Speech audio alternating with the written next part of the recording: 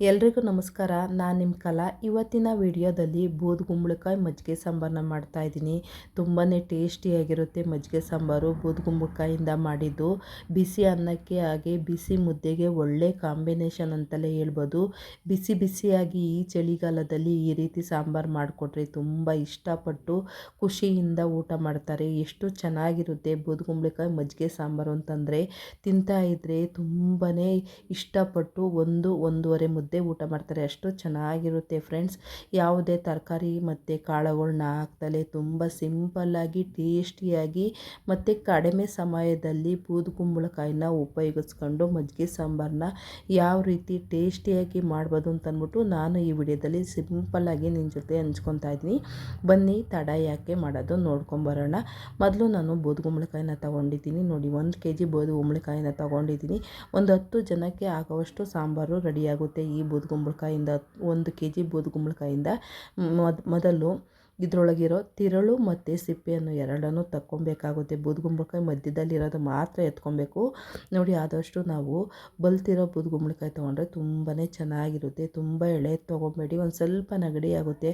ಹಾಗಾಗಿ ಬೂದುಗುಂಬಳಕಾಯಿನ ನಾವು ಒಂದು ಸ್ವಲ್ಪ ಯಾವಾಗಲೂ ಬಲ್ತಿರೋದ ತೊಗೊಬೇಕಾಗುತ್ತೆ. ನೋಡಿ, ಈ ರೀತಿ ಎಲ್ಲನ ಇದರೊಳಗಿರೋ ಬೀಜ ಮತ್ತು ಮೇಲ್ಭಾಗದಲ್ಲಿರೋ ಸಿಪ್ಪೆನ ಎರಡನ್ನೂ ನೀಟಾಗಿ ಎರ್ಕೊಬೇಕಾಗುತ್ತೆ. ನೋಡಿ, ಈ ರೀತಿ ನಾನು ಚಾಕು ಸಹಾಯದಿಂದ ತೆಗಿತಾ ಇದ್ದೀನಿ. ಒಂದು ಸ್ವಲ್ಪ ಇದು ಮೀಡಿಯಮ್ ಬಲ್ತಿದೆ, ಅಂದರೆ ತುಂಬ ಬಲ್ತಿಲ್ಲ, ಮೀಡಿಯಮಾಗಿ ಬಲ್ತಿದೆ ಅಷ್ಟೇ. ತುಂಬ ಎಳೆದು ತೊಗೊಳಕ್ಕೆ ಹೋಗಬೇಡಿ. ಎಳೆದೆಲ್ಲನ ಈ ಚಳಿಗಾಲದಲ್ಲಿ ನಾವು ತಿನ್ನೋದ್ರಿಂದ ಒಂದು ಸ್ವಲ್ಪ ನೆಗಡಿ ಕೆಮ್ಮು ಎಲ್ಲ ಜಾಸ್ತಿ ಆಗುತ್ತೆ. ಎಷ್ಟು ಚೆನ್ನಾಗಿ ಸಿಂಪಲಾಗಿ ಮಾಡ್ಬೋದು ಅಂತಂದರೆ ಬೂದುಗುಂಬಳಕಾಯಿ ಮಜ್ಜಿಗೆ ಸಾಂಬಾರು. ನಮ್ಮ ಕಡೆ ಎಲ್ಲ ಜಾಸ್ತಿ ಬೂದುಗುಂಬಳಕಾಯಿ ಇಷ್ಟನೇ ಪಡೋದಿಲ್ಲ, ನಾವು ಜಾಸ್ತಿ ಎಲ್ಲ ಸಾಂಬಾರಿಗೆ ಉಪಯೋಗ ಮಾಡೋದಿಲ್ಲ. ಈ ರೀತಿ ಎಲ್ಲ ನಾವು ವಿಡಿಯೋ ನೋಡಾದ್ಮೇಲೆ ಮಾಡಾದ್ಮೇಲೆ ತುಂಬಾ ಇಷ್ಟ ಆಯಿತು. ಮನೆಯಲ್ಲೆಲ್ಲ ಖುಷಿಪಟ್ಟು ಇಷ್ಟಪಟ್ಟು ತಿಂದರು.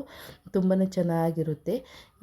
ನೋಡಿ, ಈಗ ಎಲ್ಲನ ನಾನು ಮೇಲ್ಗಡೆ ತಿರುಳು ಮತ್ತು ಸಿಪ್ಪೆನ ತೆಗ್ದಾದ್ಮೇಲೆ ಈ ರೀತಿ ಸಣ್ಣ ಸಣ್ಣದಾಗಿ, ಅಂದರೆ ತುಂಬ ಸಣ್ಣದಾಗಿ ಕಟ್ ಮಾಡಬಾರ್ದು, ಒಂದು ಸ್ವಲ್ಪ ದಪ್ಪದಾಗಿರಬೇಕು. ಯಾಕೆಂದರೆ ಬೇಗ ಬೆಂದ್ಬಿಡುತ್ತೆ ಬೂದುಗುಂಬಳಕಾಯಿ. ಹಾಗಾಗಿ ಕರ್ಗೋಗ್ಬಾರ್ದಲ್ವ, ಹಾಗಾಗಿ ಅದನ್ನು ಒಂದು ಸ್ವಲ್ಪ ದಪ್ಪದಾಗಿ ಕಟ್ ಮಾಡ್ಕೊತಾ ಇದ್ದೀನಿ. ಒಂದು 5 ನಿಮಿಷ ಬೇಯಿಸ್ಕೊಂಡ್ರೆ ಸಾಕಾಗುತ್ತೆ. ಒಂದು 5ರಿಂದ 6 ನಿಮಿಷ ಬೇಯಿಸ್ಕೊಳೋದ್ರೊಳಗಡೆ ನೋಡಿ, ಇದೆಲ್ಲನೂ ಒಂದು ಸ್ವಲ್ಪ ಬೇಗ ಬೇಯುತ್ತೆ.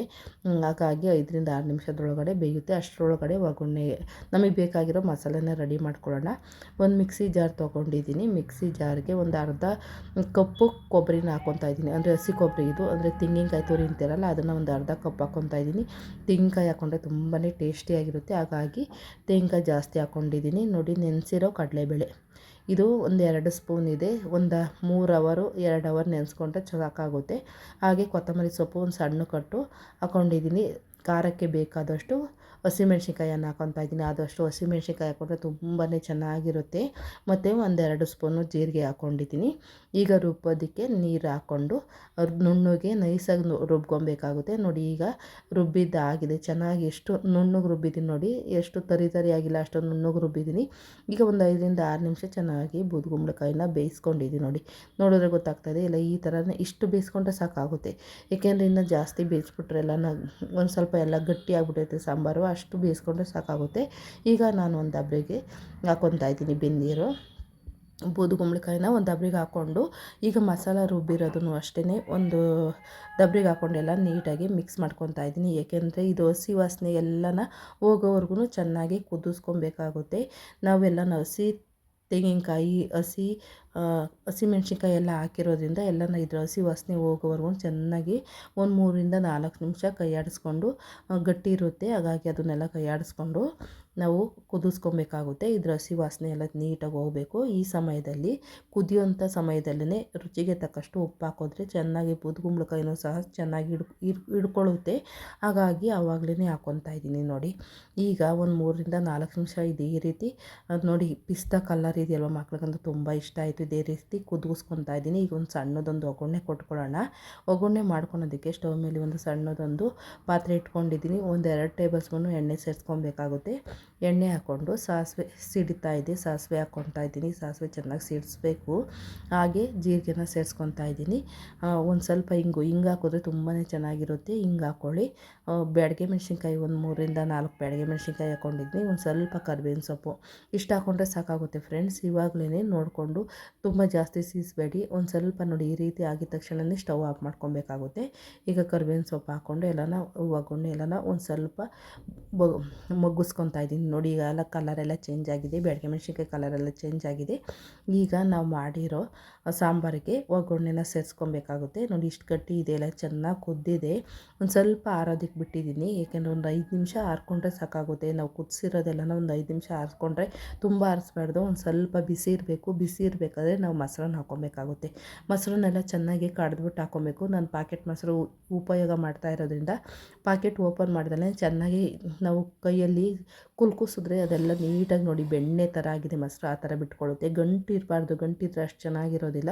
ತುಂಬ ಚೆನ್ನಾಗಿ ನಾವು ಕವರ್ ಒಳಗಡೆ ಕುಲ್ಕಿಸೋದ್ರಿಂದ ತುಂಬ ಚೆನ್ನಾಗಿ ಮೊಸರೆಲ್ಲ ಮಜ್ಜಿಗೆ ಆಗುತ್ತೆ. ಅದಕ್ಕೆ ಇಷ್ಟು ಬೇಕೋ ಅಷ್ಟೊಂದು ನೀರು ಹಾಕ್ಕೊಂಡ್ರೆ ಮಜ್ಜಿಗೆ ಆಗುತ್ತೆ.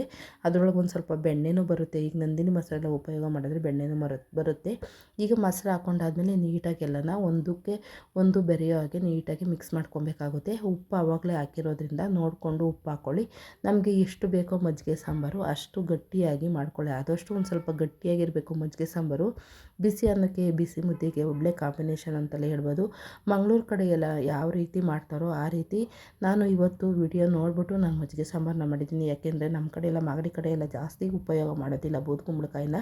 ಇವತ್ತಿನ ವಿಡಿಯೋ ನಾನು ನಮ್ಮ ಮನೇಲೆಲ್ಲ ಇಷ್ಟಪಟ್ಟರು. ಇವತ್ತಿನ ವಿಡಿಯೋ ನಿಮಗೂ ಇಷ್ಟ ಆಗುತ್ತೆ ಅಂತಂದ್ಬಿಟ್ಟು ಮಾಡಿ ತೋರಿಸ್ತಾ ಇದ್ದೀನಿ. ಇಷ್ಟೊತ್ತು ನೀವು ವಿಡಿಯೋ ನೋಡಿದ್ದಕ್ಕೆ ಧನ್ಯವಾದಗಳು. ಈ ರೀತಿ ನಾನು ಮಾಡಿರೋ ರೀತಿ ನೀವು ಮಜ್ಜಿಗೆ ಸಾಂಬಾರನ್ನ ಮಾಡಿ ನೋಡಿ. ಇಷ್ಟ ಆದರೆ ದಯವಿಟ್ಟು ಮಾಡ್ಕೊಳ್ಳಿ, ತುಂಬ ಚೆನ್ನಾಗಿರುತ್ತೆ. ಆರೋಗ್ಯಕ್ಕೂ ಬೂದುಗುಂಬಳಕಾಯಿ ಒಳ್ಳೆಯದು. ಬೇಸಿಗೆ ಕಾಲ ಬರ್ತಾ ಇನ್ನೇನು ಬರುತ್ತೆ, ಚಳಿಗಾಲ ಮುಗಿದು ಬೇಸಿಗೆ ಕಾಲ. ಈ ಸಮಯದಲ್ಲಿ ನಾವು ಆದಷ್ಟು ತಂಪಾದ ಆಹಾರನ ಉಪಯೋಗ ಮಾಡಬೇಕಾಗುತ್ತೆ. ಇವತ್ತಿನ ವಿಡಿಯೋನ ಇಲ್ಲಿಗೆ ಎಂಡ್ ಮಾಡ್ತಾಯಿದ್ದೀನಿ ಫ್ರೆಂಡ್ಸ್. ಈ ವಿಡಿಯೋ ಇಷ್ಟ ಆದರೆ ಈ ವಿಡಿಯೋಕ್ಕೊಂದು ಲೈಕ್ ಕೊಡಿ. ನಿಮ್ಗೆ ಗೊತ್ತಿರೋರಿಗೆ ನಿಮ್ಮ ಹಿತೈಷಿಗಳಿಗೆ ಈ ವಿಡಿಯೋನ ಶೇರ್ ಮಾಡಿ. ನಿಮ್ಮ ಅನಿಸಿಕೆ ಅಭಿಪ್ರಾಯನ ಈ ವಿಡಿಯೋಕ್ಕೆ ಒಂದು ಕಾಮೆಂಟ್ ಮಾಡಿ ತಿಳಿಸಿ. ನಿಮ್ಮ ಬಿಡುವಿನ ಸಮಯದಲ್ಲಿ ಬಿಡು ಮಾಡಿಕೊಂಡು ಈ ಚಾನಲ್ನ ಓಪನ್ ಮಾಡಿ ಕೊನೆವರೆಗೂ ಈ ವಿಡಿಯೋ ನೋಡೋದಕ್ಕೆ ಧನ್ಯವಾದಗಳು. ಮತ್ತೊಂದು ಹೊಸ ರೆಸಿಪಿಯೊಂದಿಗೆ ಮತ್ತೊಮ್ಮೆ ಸಿಗೋಣ. ಅಲ್ಲಿವರೆಗೂ ಥ್ಯಾಂಕ್ ಯು ಫ್ರೆಂಡ್ಸ್.